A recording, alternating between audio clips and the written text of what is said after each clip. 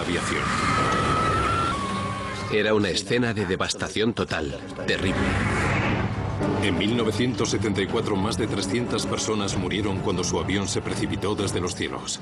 Apenas ha quedado nada que se pueda reconocer como parte de un aeroplano. No podíamos movernos por parte alguna sin exponernos a estar pisando restos de seres humanos. La clave para entender el desastre se encuentra a miles de kilómetros de allí. Una prueba poco común que cuenta la polémica historia de un accidente que pudo prevenirse.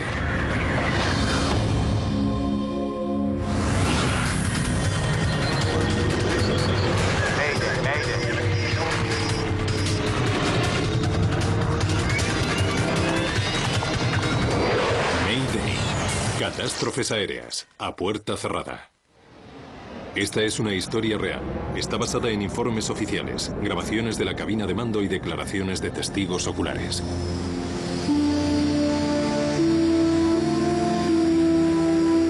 ...12 de junio de 1972...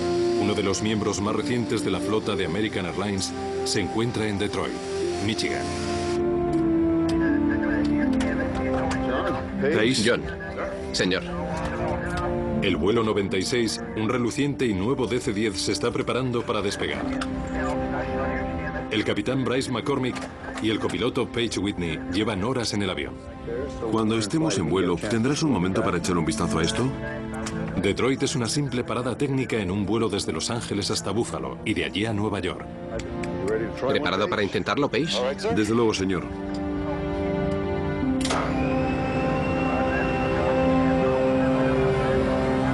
McCormick ha pilotado el aparato desde California, pero la última etapa va a ser cubierta por Whitney. Ambos quieren pasar a los mandos del avión tanto tiempo como sea posible. Ninguno de los dos cuenta con más de 75 horas de vuelo a bordo del DC-10. Pocos pilotos tienen más. Simplemente no hay suficientes aviones de este modelo volando. En 1972, el DC-10 acaba de ser presentado. El avión supone el último avance en lo que se refiere a reactores de pasajeros. Su estilo y su tamaño le diferencian de otros aviones de aerolínea.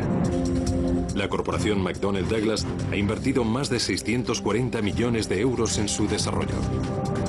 A últimos de los 60, se estaba verificando una carrera entre los tres mayores constructores de reactores de pasajeros, McDonnell Douglas, Boeing y Lockheed, para ver quién era capaz de producir el primer Jumbo. Estaban realmente ocupados en poner en producción el DC-10 tan rápido como pudieran. Y una de las cosas que no podían aguantar eran los múltiples retrasos ocasionados por problemas con el diseño. American Airlines resulta ser una de las primeras compañías en adquirir el aparato.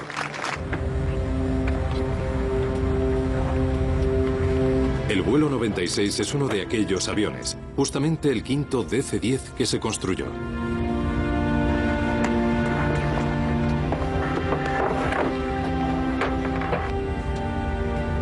Cedia Smith ha sido entrenada para ser la azafata del DC-10. Estaba muy emocionada porque se trataba de uno de los primeros jumbos que teníamos y yo iba a contar con la oportunidad de volar en el número 1, que era justo lo que yo siempre había querido hacer a bordo de un gran avión.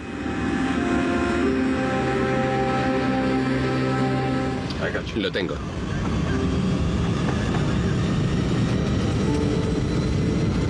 Desvío 1, rotando.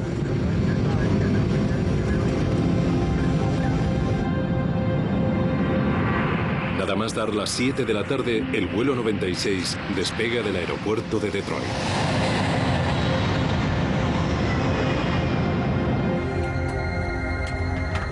Pocos minutos después del despegue, la nave se desplaza con facilidad a 3.500 metros de altura sobre Windsor, Ontario, en Canadá.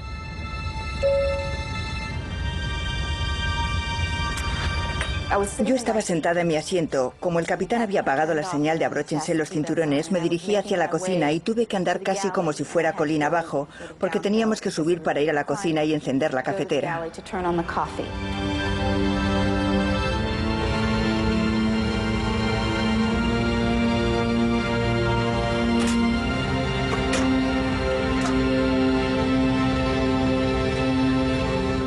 Cuando encendí la cafetera y me giré hacia un lado, fue en ese momento cuando ocurrió.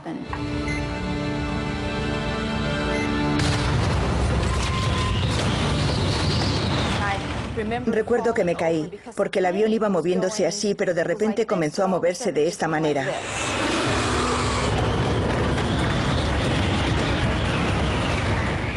Vi cómo se abrían los compartimentos de los equipajes de mano.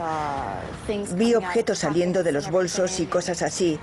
Y pensé para mí, oh muchacho, aquello parecía el último día de mi vida. Hemos chocado con algo. Hemos perdido un motor.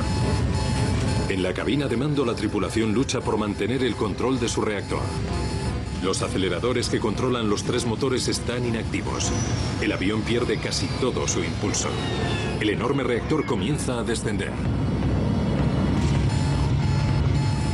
De inmediato el avión se inclinó muchísimo. Y lo que ocurrió a continuación fue que una pieza del avión me golpeó en la cara. Mi marido buscaba frenéticamente una azafata para que me diera algo para hacer presión en mi cara y parar la hemorragia. Déjame que lo coja. McCormick toma el control del aparato. Él y Whitney consiguen nivelarlo. Pero el vuelo 96 ha sufrido graves daños. ¿Tenemos presión en los sistemas hidráulicos? No, estoy tirando del timón a tope ahora mismo. El timón de la cola que controla la dirección del reactor se ha atascado apuntando hacia la derecha, lo que fuerza al avión a girar bruscamente en esa dirección. Mientras McCormick lucha para hacer girar a su dañado avión de vuelta a Detroit, Cedia Smith contempla con incredulidad y espanto un agujero en el suelo de la cabina de pasajeros principal. La gente me preguntaba, ¿ya sabe usted qué hacer? Y yo no sabía qué contestarles. Smith se las ha arreglado para recontar a su pasajero, pero la azafata Sandra McConnell no aparece. Sandra, ¿puedes oírme? Sandra, ¿dónde estás? Y finalmente la vi salir de uno de los cuartos de baño.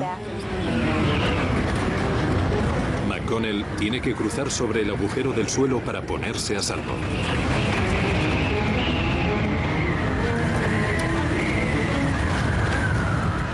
Y casi a cada paso que daba, el suelo se iba hundiendo.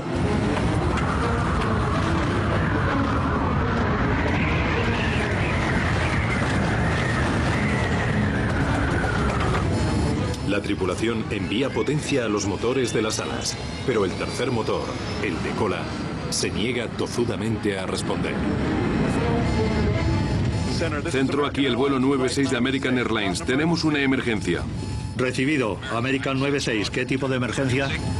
Tenemos un timón atascado. Necesitamos descender y efectuar una aproximación. Junto con el motor y el timón, McCormick tiene también problemas con los alerones de la cola del avión. Estos le ayudan a mover la enorme nave hacia arriba y hacia abajo. Responden lentamente, pero puede moverlos. La situación no es del todo desesperada. Creo que podrá volar. American 96, gire completamente a la derecha. El rumbo será 200. Sin controlar por completo los alerones y con un timón atascado hacia la derecha, McCormick tiene que usar sus motores para hacer girar a la aeronave. Incrementando el impulso en uno de los lados del avión, podrá cambiar de dirección. Pero no ocurrirá con rapidez. No tengo control de timón en absoluto. Así que nuestros giros tendrán que ser lentos y cuidadosos. Todos los pasajeros se apartan tanto como pueden del agujero abierto en la parte trasera del aparato.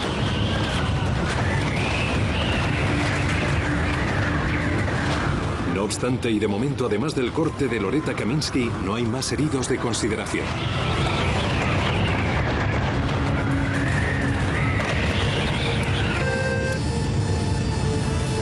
Capitán, hay un agujero en la parte trasera del avión.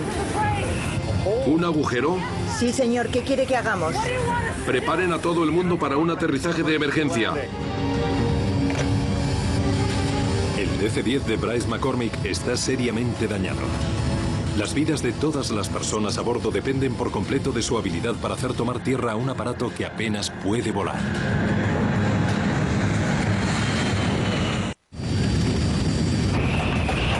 Con una explosiva violencia, un corto vuelo de Detroit a Buffalo se ha convertido en el más desafiante de la carrera del capitán Bryce McCormick.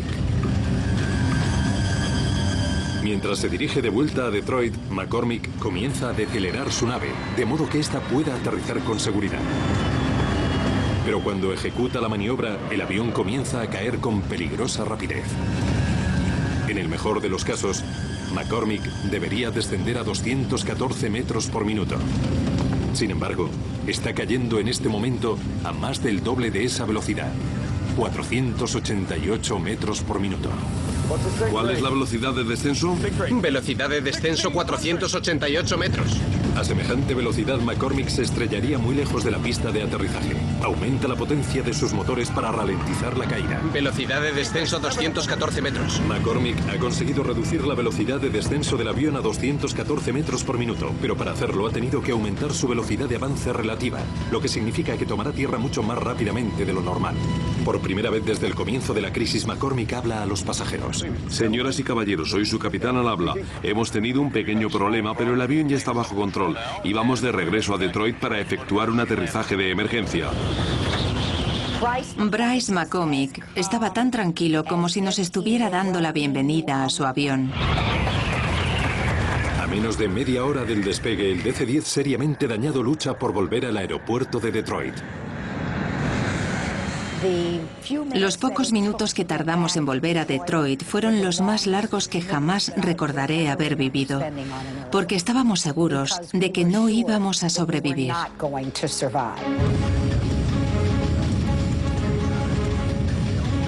El capitán Bryce McCormick necesita en estos momentos imprimir aún más potencia al reactor para conseguir elevar el morro y afrontar el aterrizaje. Su nave aún sufre una deriva a la derecha y avanza a toda velocidad. No tengo timón para enderezarle cuando toquemos tierra.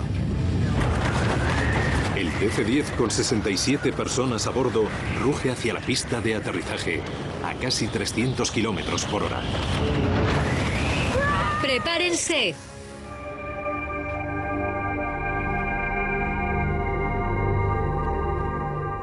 El aterrizaje fue la parte más aterradora de todo el vuelo.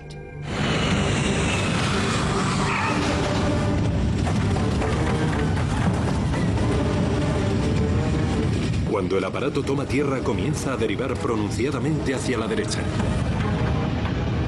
Una vez que el avión hubo tomado tierra, pareció como si fuéramos a seguir avanzando para siempre.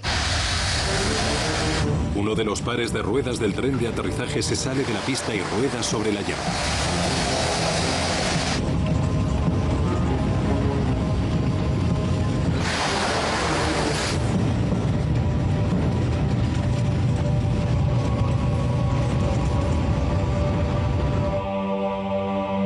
Después del agónico aterrizaje, el avión se detiene a solo 300 metros del final de la pista.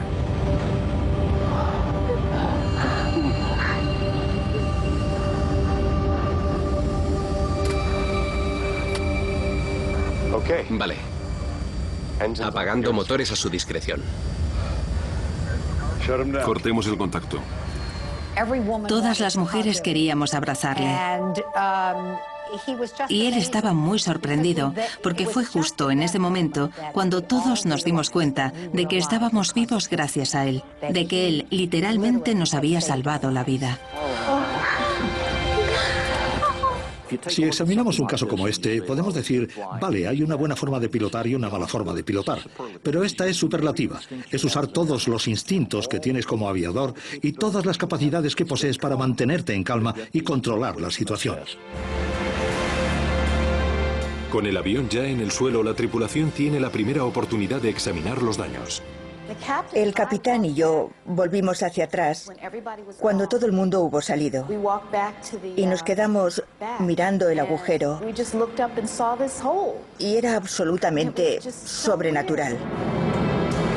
No había señal alguna que indicase que el reactor hubiera chocado con algo, según pensaron en principio los pilotos, que había causado semejantes daños en la aeronave. El agujero era tan enorme que si alguien hubiera estado sentado en los asientos que había allí, le hubiera succionado de inmediato. En aquel momento, aún tenían la sensación de que podía tratarse de una bomba. Pero aunque el incidente había sucedido con explosiva rapidez, no se encontró rastro alguno de bombas.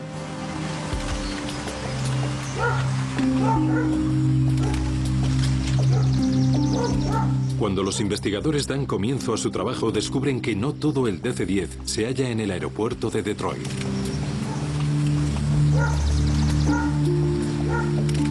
Un ataúd que la nave transportaba en su bodega de carga se descubre a 30 kilómetros del aeropuerto, cerca de Windsor, Ontario, en Canadá.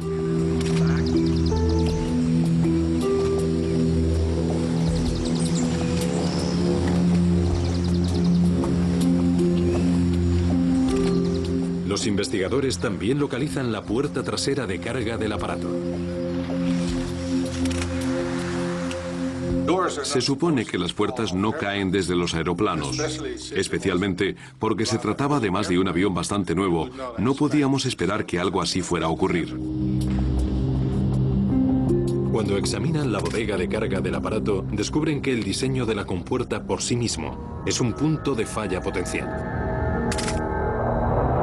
La mayoría de las compuertas de un reactor se abren hacia adentro. De hecho, la compuerta es ligeramente mayor que la mampara en la que encaja. A medida que la presión aumenta en el interior de la nave, este tipo de puerta se encaja realmente en el fuselaje del avión. Este diseño consigue una compuerta extremadamente segura. Pero McDonnell Douglas diseñó la compuerta de carga para que se abriese hacia afuera. Se tomó esa decisión con el fin de incrementar el espacio útil para carga del aparato. Una vez cerrada, unos ganchos existentes en la puerta del DC-10 aprisionan una barra existente en la estructura del marco de la puerta del avión. Para asegurarse de que está cerrada, los maleteros bajan una palanca a presión que mueve los pasadores de bloqueo a través de los ganchos que mantienen la puerta en su sitio. Al inspeccionar los investigadores la bodega de carga del avión, no encuentran daños estructurales alrededor de la puerta. Cuando estudian los cierres de la propia puerta, observan que los pasadores no están completamente cerrados.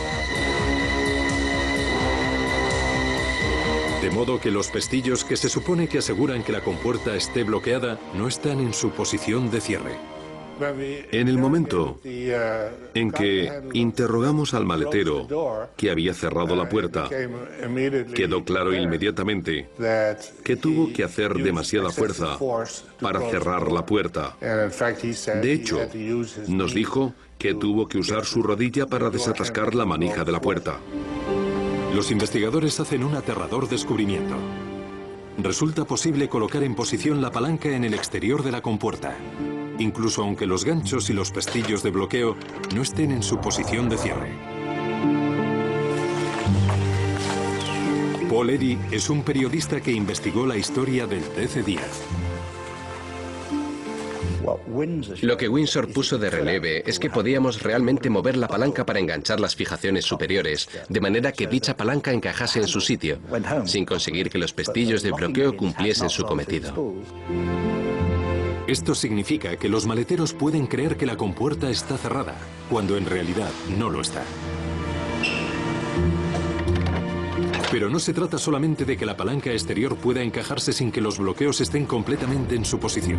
Además, no hay forma de que la tripulación se aperciba de ello.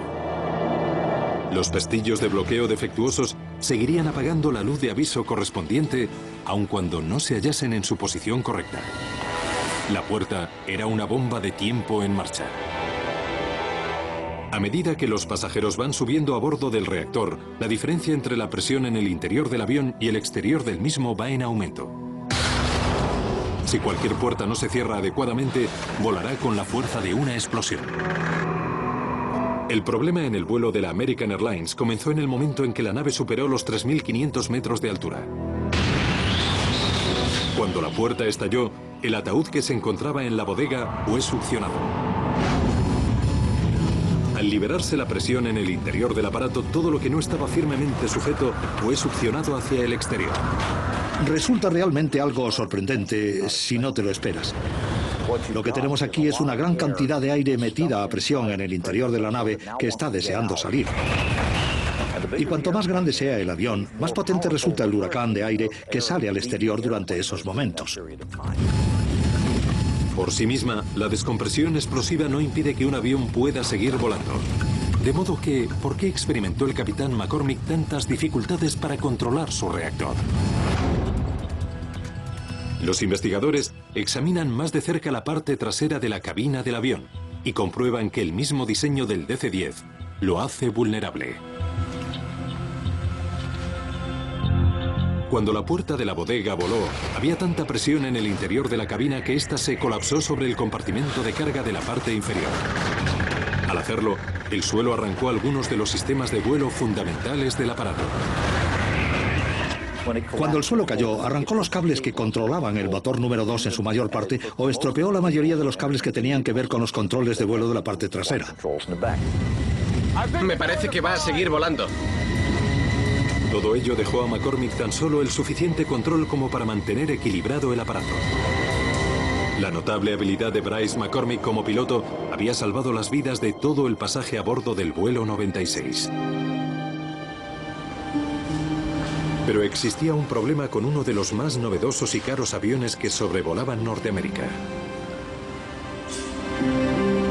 En el incidente del Windsor había un fallo obvio, y ahí fue donde la Oficina Nacional para la Seguridad del Transporte dijo: mirad, aquí está, esta es la prueba definitiva. La posibilidad de cerrar esto sin que todos los pestillos estén en su sitio.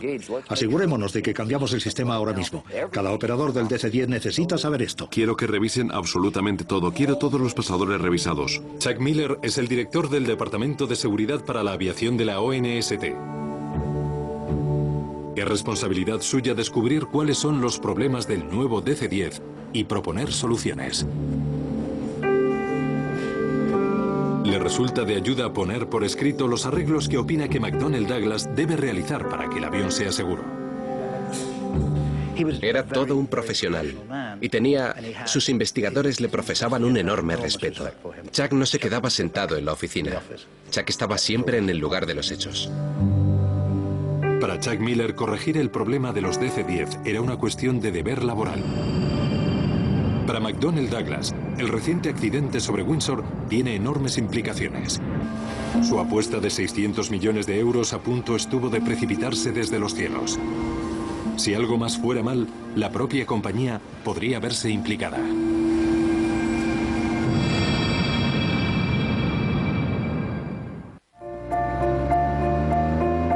3 de marzo de 1974. Un día perfecto en París, casi primaveral. Hace ya 2 años desde que un DC-10 estuvo a punto de estrellarse cerca de Windsor, Ontario. En este momento, más de 50 de los nuevos aparatos vuelan alrededor del mundo. Uno de ellos, el número 29, es propiedad de la Turkish Airlines. Normalmente, el último tramo del viaje desde Turquía a Inglaterra no contaría con demasiados pasajeros. Pero hoy el DC-10 se llena con rapidez.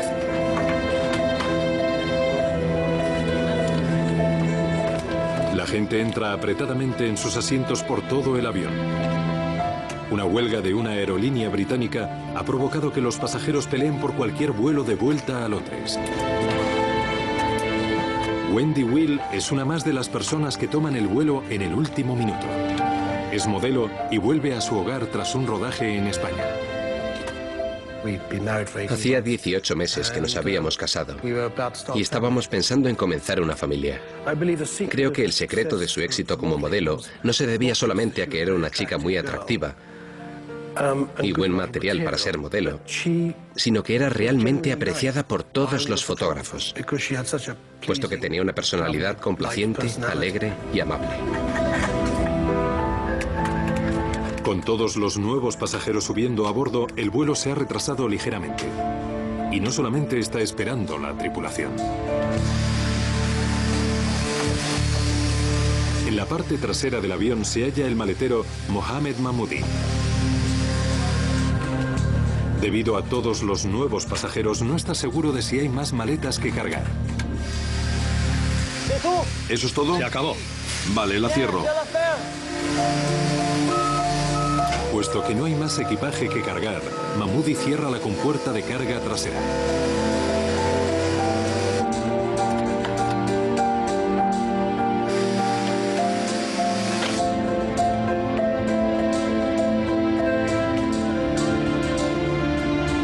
El DC-10 está listo para partir.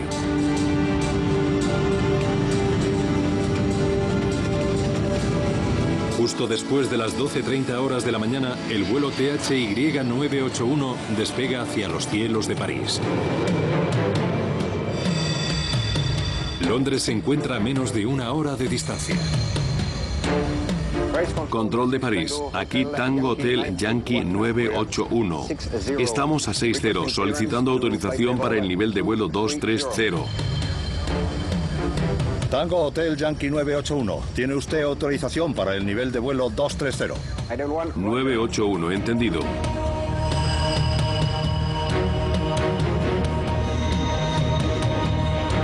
Mientras se aleja del aeropuerto, el DC-10 sigue ganando altura. 2.700 metros. 3.000 metros. 3.300 metros.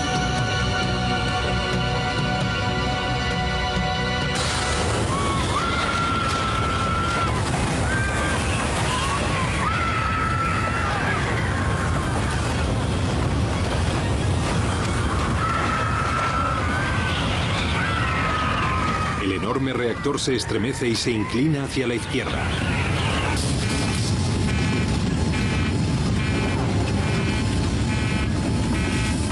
¿Qué ha ocurrido? La cabina ha volado.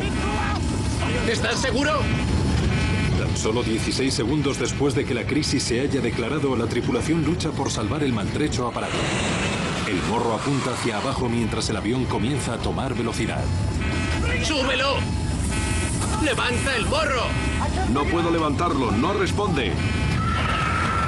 Los pasajeros que ocupan la parte trasera del reactor son testigos de una aterradora escena. 2 filas de asientos han desaparecido literalmente. A través de un enorme boquete que hay en el suelo, los pasajeros pueden ver los cielos de Francia. 2100 metros. ¿Y los sistemas hidráulicos? Los hemos perdido. La tripulación descubre que carecen de presión hidráulica con la que controlar el aparato. Sin ella, no pueden manejar ni el timón ni los elevadores. Aun careciendo de los controles más básicos, el avión comienza a nivelarse. Pero ha caído durante demasiado tiempo. Parece que vamos a chocar contra el suelo. ¡Acelera! El DC-10 se está desplazando a casi 800 kilómetros por hora.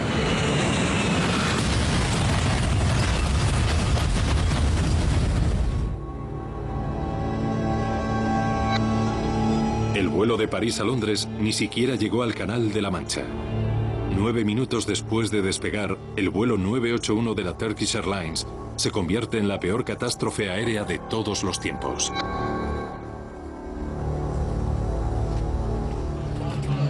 Apenas ha quedado nada que se pueda reconocer como parte de un aeroplano. El vuelo 981 cargado con 346 pasajeros se desintegró prácticamente en el momento del impacto. No hubo supervivientes. Era una escena de devastación total, terrible. Había un montón de objetos personales, cables eléctricos, trozos de metal, trozos de cuerpos esparcidos por todas partes. No podíamos movernos por parte alguna sin exponernos a estar pisando restos de seres humanos. Todavía tengo pesadillas sobre todo ello. A pesar de que hace 33 años que ocurrió. Los investigadores de la Oficina Francesa de Investigación de Accidentes llegaron al lugar de los hechos rápidamente. Mi primera tarea consistió en evaluar la extensión del accidente y comenzar a investigar sobre el terreno.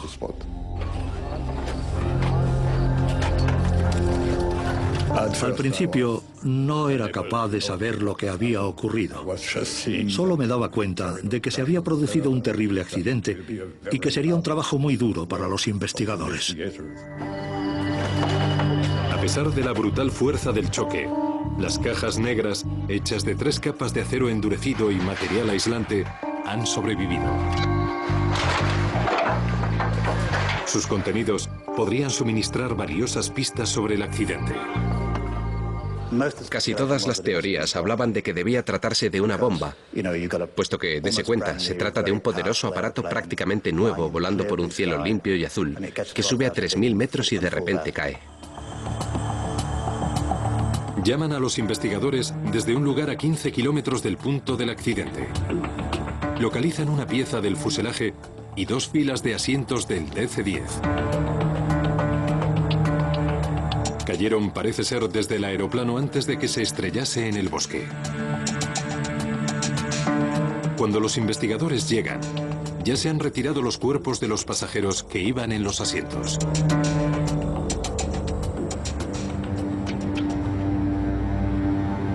Cuando los familiares de los fallecidos llegan a Francia, se les conduce a una pequeña iglesia en la ciudad de Senlis. Una de las escenas más tristes que he visto la contemplé en esta iglesia.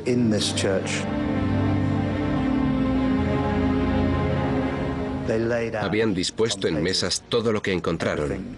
Quiero decir, ropas, objetos personales, ositos de peluche, anillos, relojes. Y entonces permitían pasar a los familiares que lo deseaban y caminar entre aquellas mesas de caballetes con todos aquellos objetos puestos allí.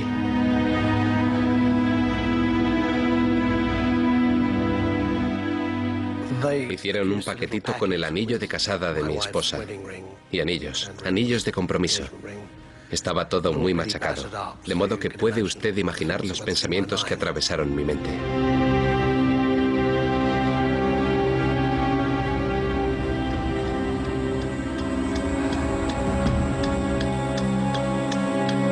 Al estar implicado un avión norteamericano en el accidente, Chuck Miller de la ONST se une a la investigación.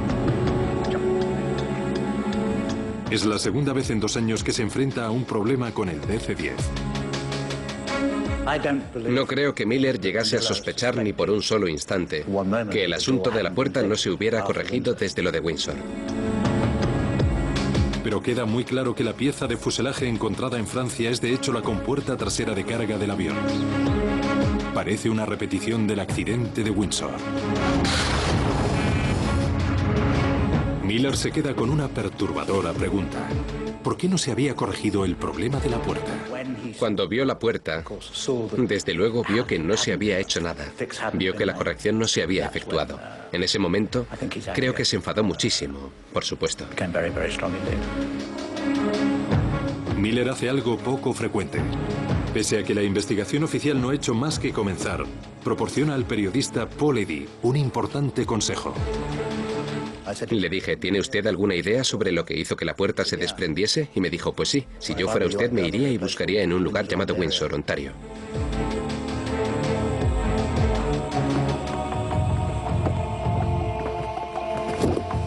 Hola. Soy Chuck Miller. Miller comparte sus sospechas con los investigadores franceses. Por favor, vaya usted pasando estas fotografías. Se tomaron el 12 de junio de 1972, justo después del accidente. Habíamos pedido el informe del accidente de Windsor y nuestros colegas norteamericanos también nos dieron un montón de detalles de manera voluntaria. Después de todo el trabajo realizado durante la investigación de American Airlines, ¿se había pasado por alto algo? ¿Había otro problema con el enorme avión de McDonnell Douglas?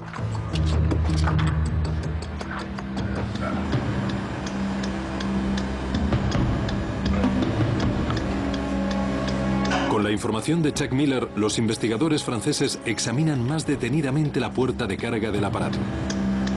Hacen un impactante descubrimiento. No hay ningún problema nuevo. Es una repetición exacta del caso de American Airlines. Los pestillos que se suponía que sujetarían la compuerta de carga no están bloqueados.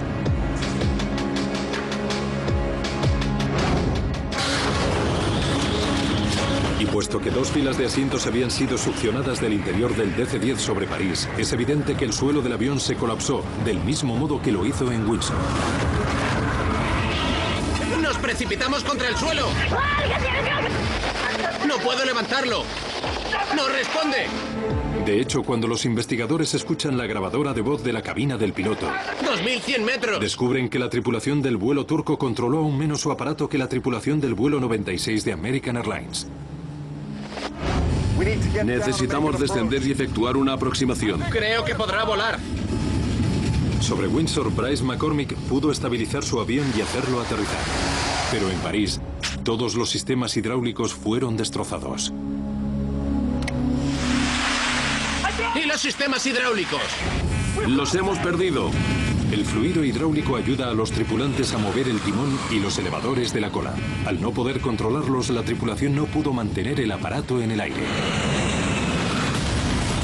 El problema básico consistía en que el vuelo de París era mucho más pesado en cuanto al número de personas a bordo. El suelo, cuando se hundió, lo hizo con una cantidad tan tremenda de presión que literalmente cercenó todos los cables y controles de la parte trasera. A partir de ese momento no les quedaba esperanza alguna.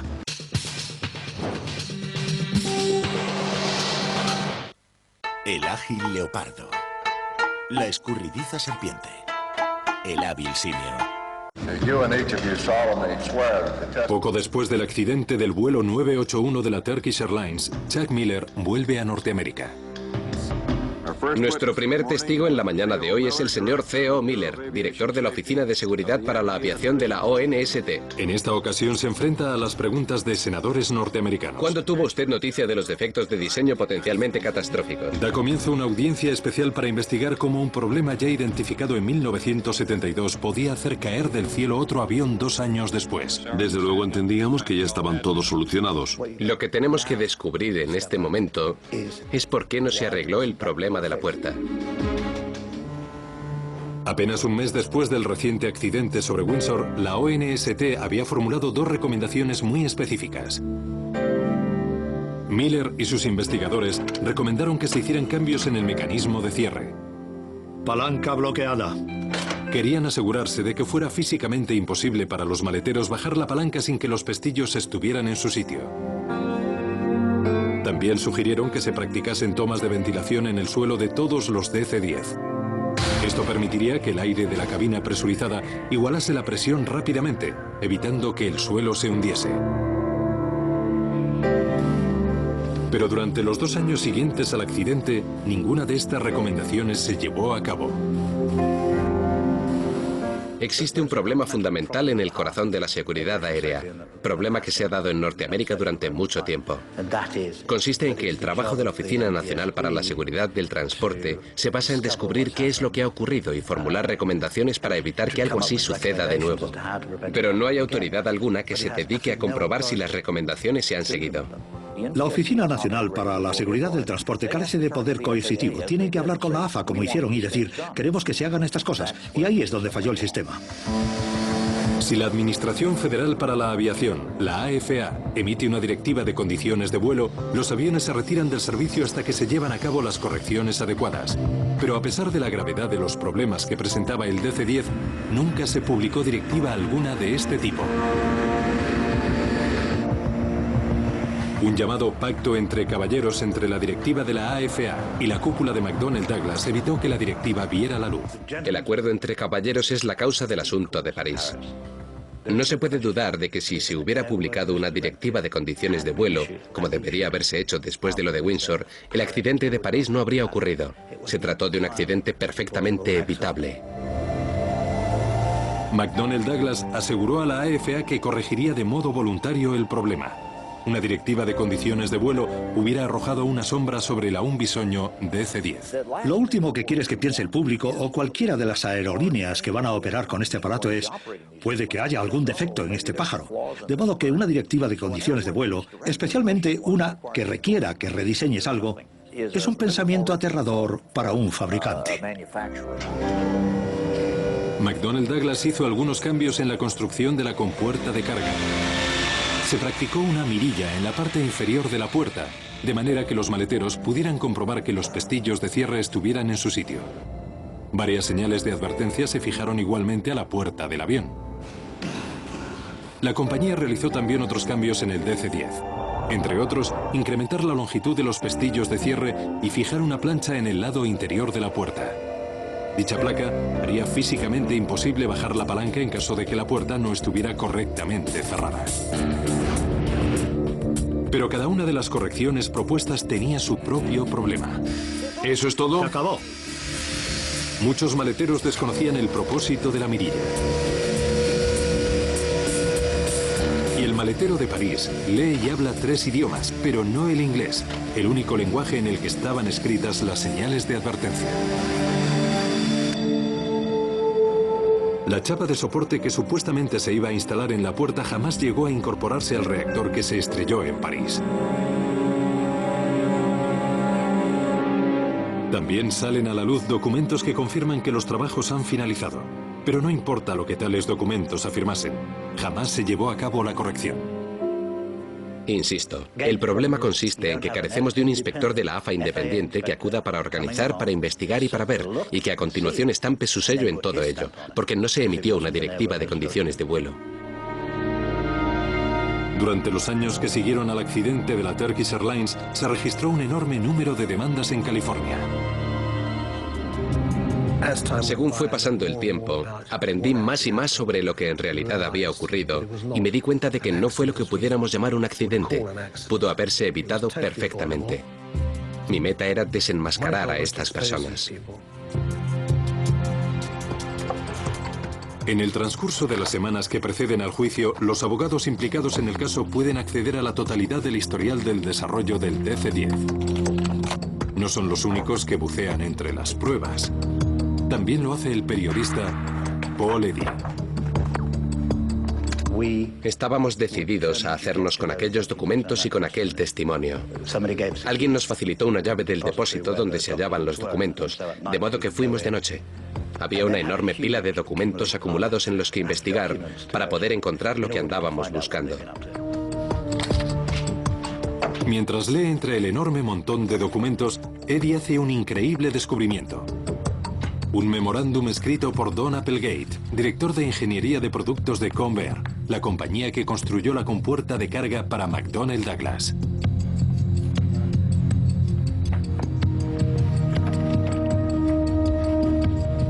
Creo que el momento en el que supimos que los teníamos se produjo cuando encontramos el memorándum Applegate, que específicamente avisaba de que esto podría ocurrir. El memorándum es una acusación concluyente contra las compuertas de carga que se construyeron para el DC-10 y contra la falta de ventilación en los suelos de las cabinas. Avisa de que solamente es cuestión de tiempo que se produzca una gran catástrofe relacionada con las compuertas.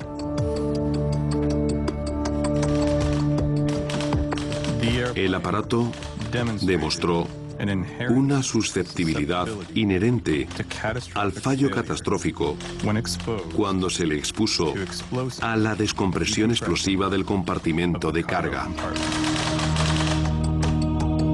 El memorándum, escrito pocas semanas después de lo que pudo ser un desastre en Windsor, recomienda que se efectúen cambios inmediatos en la compuerta de carga del DC-10. Sabes que les tienes. Sabes que les tienes porque sabes que lo sabían. Durante la celebración del juicio se hace otro sorprendente descubrimiento.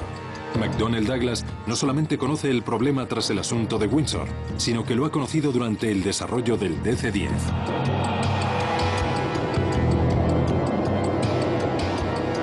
Cuatro años después del accidente de París, 2 años antes del de Windsor, la compuerta de carga falló durante una prueba de presión. La compañía sabía que existía un problema, pero el diseño fundamental de la puerta no cambió. No podía creer que una gran corporación, como era entonces McDonnell Douglas, pudiera hacer semejante cosa. Podía arriesgar nuestras vidas, las vidas de personas normales y corrientes, por cuestión de dinero. En aviación eso se llama la tecnología de la lápida. En otras palabras, siempre hay que contar con el equilibrio del dinero. Y por desgracia, a lo largo de los años, ha sido verdad en la mayoría de ocasiones que hemos tenido que esperar a que se hayan producido suficientes muertos en un accidente para decir, ¿sabéis? Vamos a tener que gastar dinero en este asunto. El memorándum Applegate, junto con más información que sale a la luz durante la celebración del juicio, desemboca en una de las mayores multas de la historia de la aviación. McDonnell Douglas pagó más de 50 millones de euros en indemnizaciones.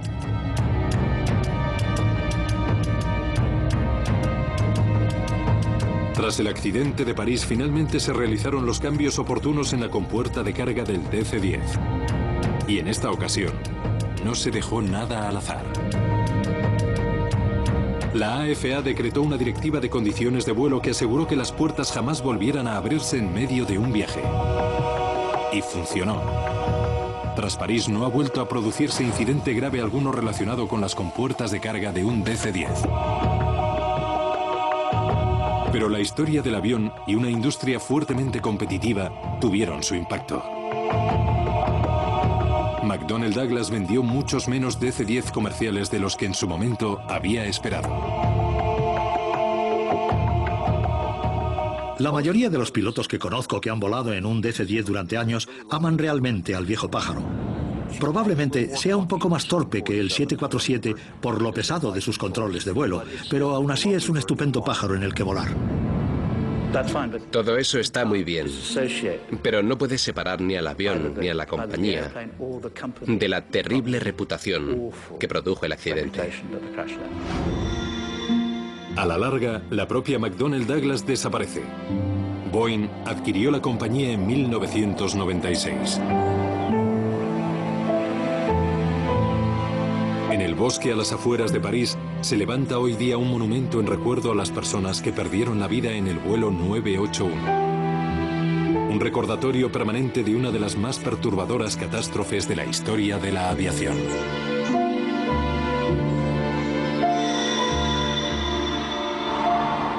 Nunca lo olvidas. He tenido que vivir mi vida durante 30 y tantos años, pero nunca lo he olvidado. La gente de hoy piensa que fue un accidente, y no lo fue.